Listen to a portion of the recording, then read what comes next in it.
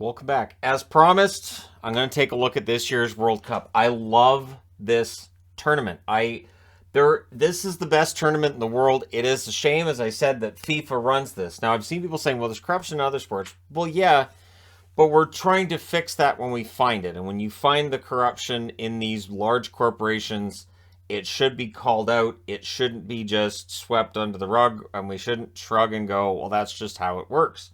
So, as FIFA tries to get their stuff together and Qatar is doing Qatari things, we're going to take a look at the 32 countries that are in this tournament. Sound like fun? All right, I'm going to let you guys know who I'm cheering for in this. Now, first off, Qatar, ranked 50th in the world currently, have never been in the World Cup before. So the 2018 column, there's nothing to write under there. Nothing. I was putting when they last qualified or what they did in 2018, and Qatar, we just don't know, right? So they're in a bit of a group of death here. Now, what's interesting is, as I was looking this up, Ecuador, apparently 8 of their players, there's a report they may have been bribed to lose to Qatar in the first game on the 20th. So, we'll see if Ecuador was in fact bribed. They last qualified in 2014, so they missed the 2018 tournament. They are ranked 44th in the world. So now if Qatar wins, we can kind of squint and go, so good for them, I think. Senegal ranked 18th overall in the world. They finished third in Group H last time around, so they're not going to be an easy out. And Netherlands, also known as Holland, 8th ranked, last qualified in 2014. They were third place. Now, I absolutely want them to win a World Cup because they never have. They've been second, they've been third, they've been fourth, they've been all over the spectrum, not first. They've never won a tournament. I want them to win a tournament. I feel bad, and the funny thing is that in 1990, when I really started getting into the World Cup, I was kind of about Netherlands / Holland. And, by the time when they finished third in 2014, I was like, man, this is just painful. I'm not even Dutch. So in that group, I'm cheering for Netherlands. Absolutely. I want to see them win the group and do well in the round of 16 and beyond. Then we get into Group B. This might very well be the group of death. There's always a group where everybody's pretty damn tough. And you've got England, who are ranked 5th overall and were 4th in the last tournament. I really wanted them to win that one. I do have a history of cheering for teams that don't win very much. And for England, it's been a long time since they won a World Cup. So let's get her going. Being ranked 5th in the world means they're going to be in the mix. Iran, ranked 20th in the world. They finished 3rd in Group B last time out. So Iran won't be an easy out. But the other 3 countries are all ranked ahead of them, including the U.S., who are ranked 16th and missed the last tournament. They last qualified in 2014. Wales, the Welsh, yes. Ranked 19th in the world, last qualified 1958. So you know that I want the 2 countries coming out of this group to be England and Wales. That's the 2 countries I'm going to be rooting for. That being said, I kind of expect the Americans and England to be the final 2, but I also know England has terrible luck at the World Cup. So this might be the hardest group to predict, and I don't know about group of death, but it might very well be the group of death when you consider all 4 teams are ranked top 20 by FIFA. These are the FIFA rankings currently. C group is led by Argentina, who are ranked 3rd. They got eliminated in the round of 16 last time out, and Argentina, I mean, they're a soccer power / football power, but they've had their setbacks in recent World Cups, so they'll be looking to overcome that. And it's a group they should win. You have Saudi Arabia, who are ranked 51st. They were 3rd in Group A last time out. Saudi Arabia will give you a tough game. If you take them lightly, they'll beat you. But Saudi Arabia is a country that, in general, the better teams should be able to beat. I've always been impressed with the work ethic for the Saudi Arabian team whenever I've seen them at the World Cup. I don't expect that to be any different this time out. Mexico's ranked 13th. They lost in the round of 16 last time out as well. I would think they end up being top 2 along with Argentina in this group, which means that Poland, who are ranked 26th in the world, they were 4th in Group H last time out. I'm guessing they end up 3rd in this group. I think it'll be Argentina and Mexico in either order, and probably Poland and Saudi Arabia being eliminated in the group stage. Then you get to Group D. This is going to be a fun one to watch too. You have France, who won the last one. They are 4th ranked in the world. Australia, who are 38th ranked in the world, were 4th in Group C. I'm always a little underwhelmed by Australia's return to the World Cup. And I apologize to any Aussies that are watching because I want them to do well, but in general, that doesn't happen. Then you have Denmark, who are ranked 10th overall in the world. They were in the round of 16 last time out. They'll probably get there again. You have Tunisia. They're ranked 30th in the world. They were third in Group G last time out. I would think France and Denmark will be the teams that get through that stage. But you know I'll be rooting for the Aussies. You know I will. I would say in Group C matchups, I will probably find myself rooting for, I want to say Poland. I want to say, whatever. They were fourth in the last tournament. I'd like to see upsets. I'd like to see them reach the round of 16 just because it'd be fun. Then you get to Group E. You have Spain, who were ranked 7th in the world. Got eliminated in the round of 16 last time out, which is not very Spain of them. That's not something Spain's supposed to do. They're supposed to be in the semis, maybe the quarters, preferably the finals, and preferably a win for Spain, right? Costa Rica, ranked 31st in the world. They were 4th in Group E last time out.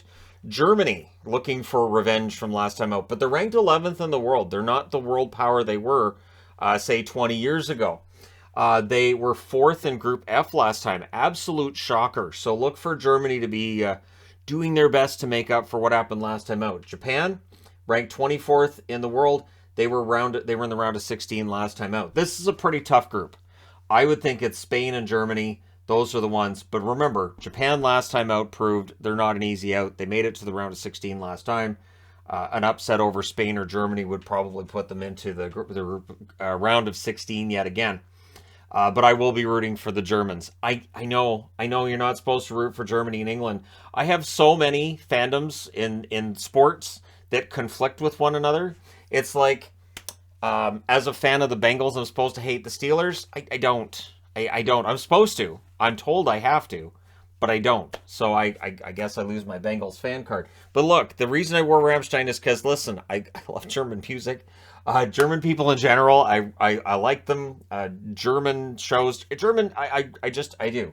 And so I do find myself rooting for Germany. It goes back to when I was a kid, and it was still West Germany and East Germany, but the flag's colors were almost identical to the colors for the Vancouver Canucks, which were my favorite team. So when it became Olympic time or World Cup time, I was like, yeah, I'll root for Germany. They got the same colors I'm used to rooting for, and in this case, I might actually be cheering for a winner. Group F, Belgium, ranked 2nd in the world. They were 3rd in the last World Cup. They are a serious contender this time out. They shouldn't have much of a problem winning this group. Canada's ranked 41st in the world. They last qualified in 1986. Just being here is a victory for Canada. I do think that they have everything it takes to make it back to the World Cup next time out, but it is not easy. So I'm just going to enjoy them being in, but this group isn't going to be easy. Morocco ranked 22nd in the world. They were 4th in Group B last time out. Morocco can be tough. Croatia, 12th in the world. I love Croatia. They were 2nd in the last tournament. I really wanted them to win that one against France. So I would think Croatia and Belgium are probably your top 2 teams here. But for Canada, any points they get are a victory. If they get a single point in this tournament, as far as I'm concerned, that's a victory for Canada. Just being here is huge. Group G, you have Brazil ranked 1st overall, quarterfinalists last time out. A little underwhelming internationally at World Cups the last couple of times out. So Brazil is always going to be a favorite. Nobody will be overly surprised if Brazil wins. One thing we also know with Brazil, there's going to be a bunch of guys who just have one name because, hey, why not? Serbia, 21st overall last time out. They were 3rd, or 21st overall right now in the rankings from FIFA. They were 3rd in Group E in the last tournament. Switzerland ranked 15th overall. They were out in the round of 16 last time. As I remember it, last time out, their games were, well, low scoring and low opportunity, but hey, whatever you got to do to win. So we'll see if it's that way this time out. Cameroon, 43rd ranking overall in the world. They last qualified in 2014. Now, going back to the 1990 tournament, I was heavily rooting for Cameroon. I wanted them to come through and shock everybody and shock the world, and it didn't happen. But they played very well in that tournament, so I always find myself rooting for them. That being said, I do expect Brazil to finish at the top 2, and I kind of expect Switzerland to be in the top 2 as well. Would be mildly surprised if that doesn't happen. And then you get to Group H. Portugal, 9th overall in the world. Cristiano Ronaldo and all that. Or Cristian Ronaldo, sorry. Round of 16 last time out. So that was a disappointment.